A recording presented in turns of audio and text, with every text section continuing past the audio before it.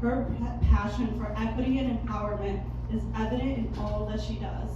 Please join me in welcoming Svitlana Rayner.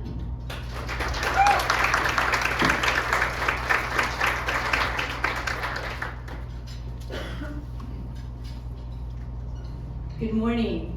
I would really like to start by thanking Evelina and her formidable team for inviting me and allowing me to share my story and to speak to all of you today. It is a true honor. I would also like to thank all of you for being here, for coming to listen and to learn with open minds and open hearts. I have come to learn that in every person's experience comes a moment that splits their life into before and after. Sometimes it's a really good thing. It's that moment when you walk across the stage as the first generation college student, knowing that forevermore the trajectory of your family's life is changed. It is the moment of birth of your first child. From that moment on and until you take your last breath, you're no longer just you, you're a parent. Or the moment when, after 10 years in the brutal conditions of a refugee camp, your family gets notification that your asylum application was approved and you are to start getting ready to move to your new home. Those moments really etch themselves into your brain. Every sight and every sound, every smell branded into your memory as if it had happened yesterday. Unfortunately for me, the sound that is forever associated with the moment that split my life into before and after is the sound of an air raid siren.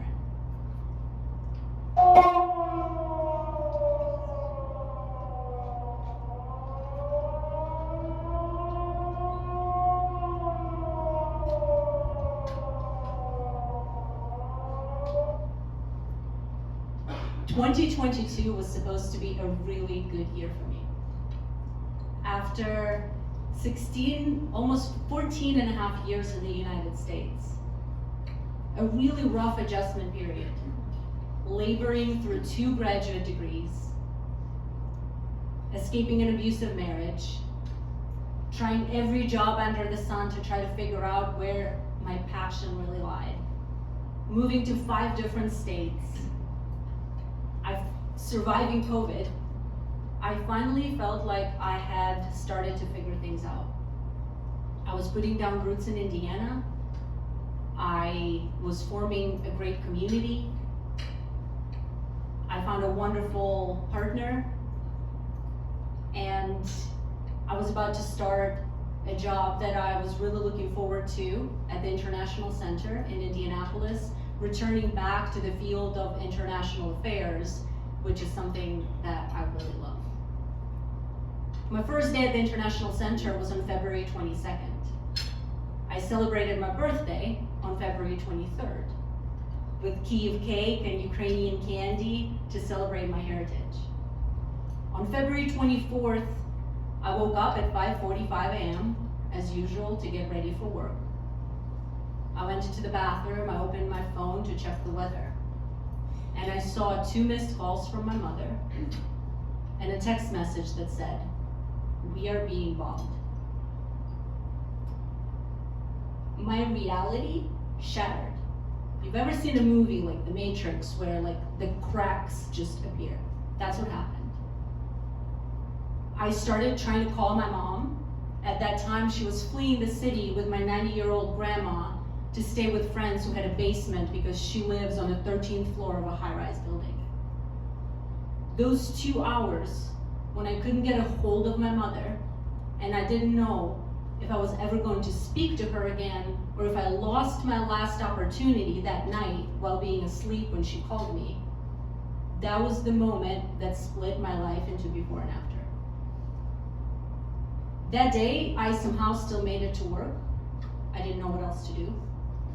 But I spent the entire day glued to my computer, watching in horror as bomber jets were dropping bombs on civilian cities and Russian tanks were rolling across the border into Ukraine. I I felt lost, and I felt helpless.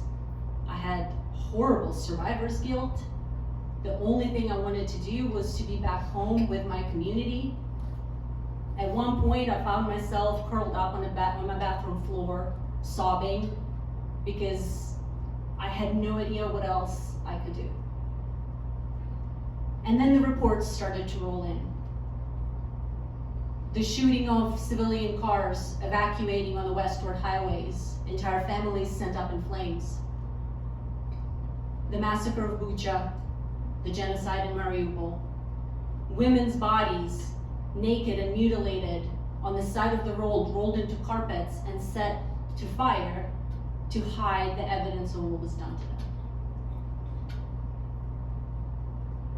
That was when the grief and the hopelessness and the sadness were replaced by rage and the motivation to do something, anything. I got together with other members of our community, and on March 21st, not even a full month after the beginning of the full-scale invasion, we were submitting the articles of incorporation for the Ukrainian Society of Indiana. Now, let me be very clear. I had no idea what we were doing. I had only worked at the International Center by then for about a month. I didn't really know how nonprofits worked, much less how to run one. But that was probably a good thing, because not knowing what to do, we were willing to try things that other people wouldn't think to try.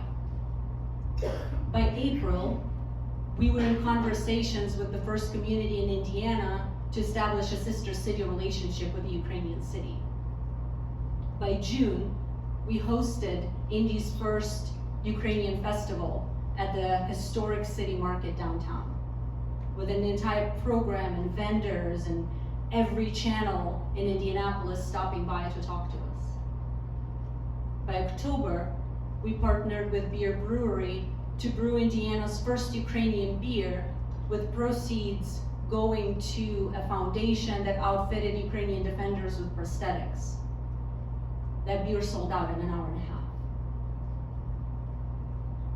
By December, I was applying for a grant from Indiana Language Roadmap to buy books and start Indiana's first Ukrainian book club.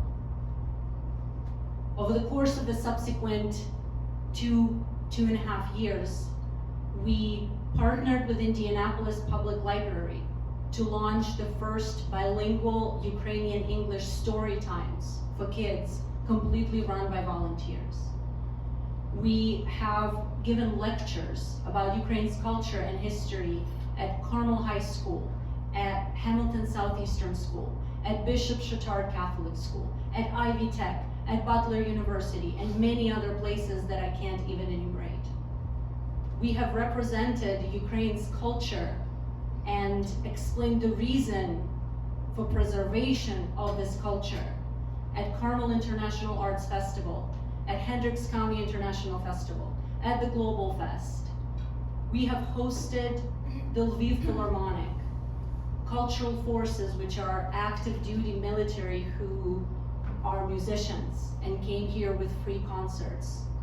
We have hosted Ukrainian bands and poets and artists for fundraiser events. We have partnered with the Heartland Film Festival to do community viewings of the Ukrainian movies that were included in their international program. We planted trees in commemoration of those Ukrainians who died from the full-scale invasion, together with Carmel Clay Parks and Recreation. And just recently, in December, we partnered with Pack Away Hunger and hosted over 70 volunteers who packed 15,125 meals that will be sent to the frontline villages in Ukraine. Before the full-scale invasion, not a single community in the state of Indiana had a municipal partnership known as Sister City in Ukraine. In early 2023, we had our first signing with a gift of a community partnership in the city of Wabash. A few months later, it was Monticello. By August, we were working with St. Mary of the Woods College to have a memorandum of understanding with a medical college in Ukraine, and they will now develop together on the basis of what St. Mary of the Woods does, which is a unique program of equine therapy, a program of rehabilitation for wounded defenders and people with PTSD from the invasion. That is a beautiful exchange of knowledge. I'm currently working with Purdue College of Engineering to have a memorandum of understanding and a collaboration with a polytechnic university in Ukraine. For all of these efforts and the reverberations and the reach that they have had, I was contacted by DEI Global, which is an implementing partner for USAID, and they invited me to work for them full time. So I stepped away from the International Center and I started working for DEI as the Senior Communications Manager for Ukraine projects. My job was to work with our teams in the field in Ukraine to collect information and explain impact of USAID's work on the Ukrainian people and on the security and prosperity here in the United States. With 5 trips to Ukraine in the span of 1 year, it was truly a dream job. In May of 2024, we brought Ukraine's ambassador Oksana Markarova to Indianapolis for the Indiana Global Economic Summit. We were able to provide all of these updates during a bilateral meeting with Governor Holcomb. He was very impressed. It was also during that time that Ambassador Markarova held the installation ceremony, nominating me and officially confirming me as the honorary consul of Ukraine to the state of Indiana. Thank you. On September 5th of last year, Governor Holcomb made history as the first acting US governor to visit Ukraine since the beginning of the full-scale invasion. He traveled to Kyiv and in the presence of President Zelensky signed an MOU for a sister state with Zhytomyr Oblast of Indiana.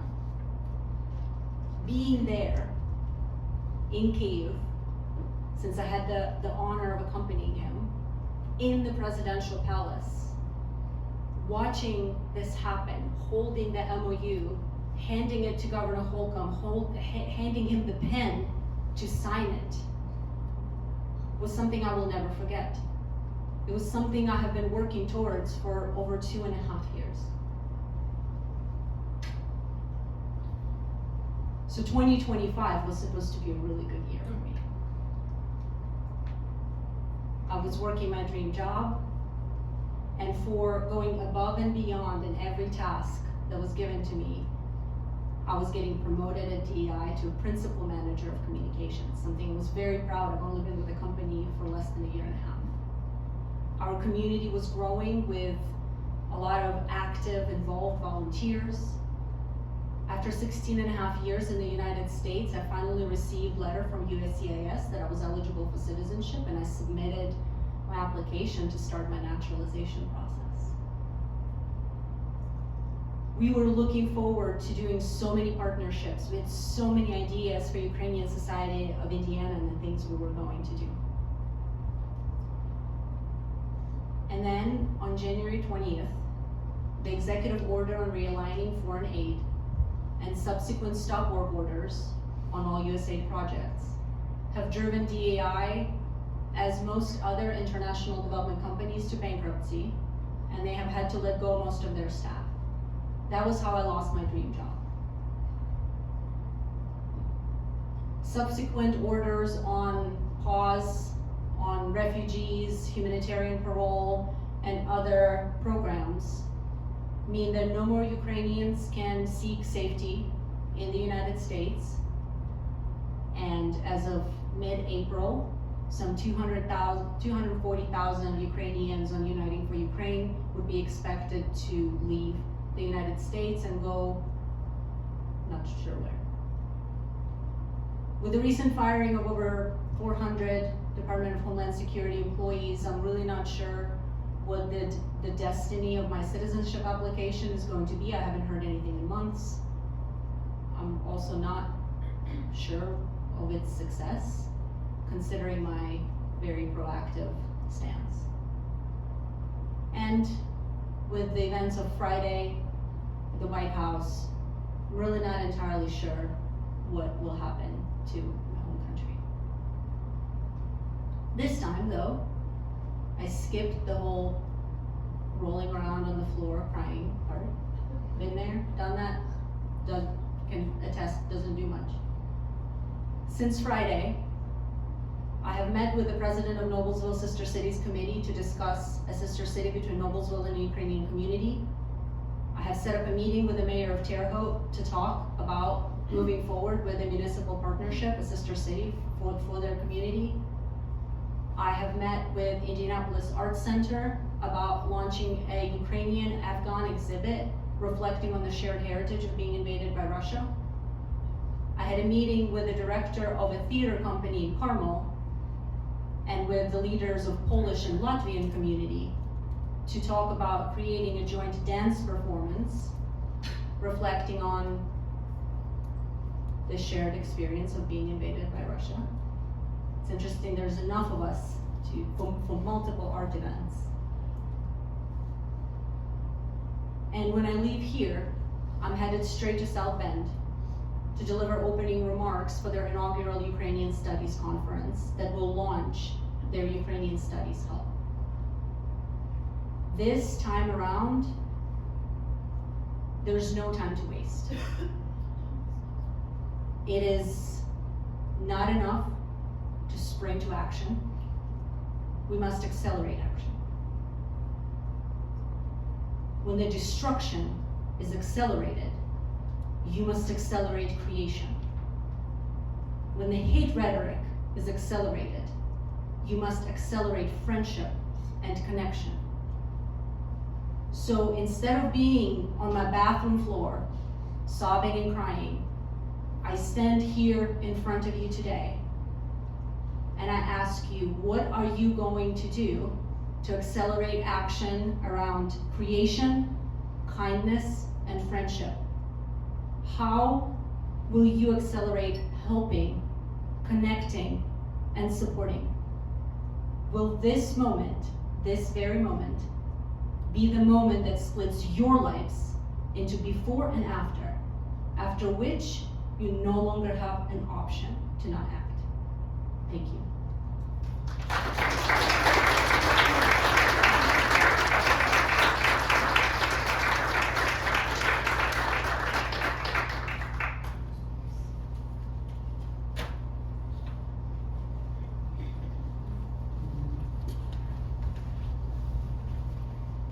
Are you all breathing?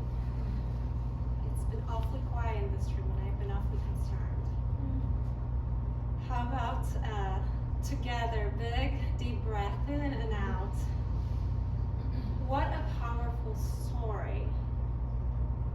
Thank you, Lana. Thank you for your courage to share it with us. Lana and I met a couple years ago. We were fortunate enough to be chosen for a very special leadership program, and I was just so excited to be there. And the imposter syndrome in me was really going around the room,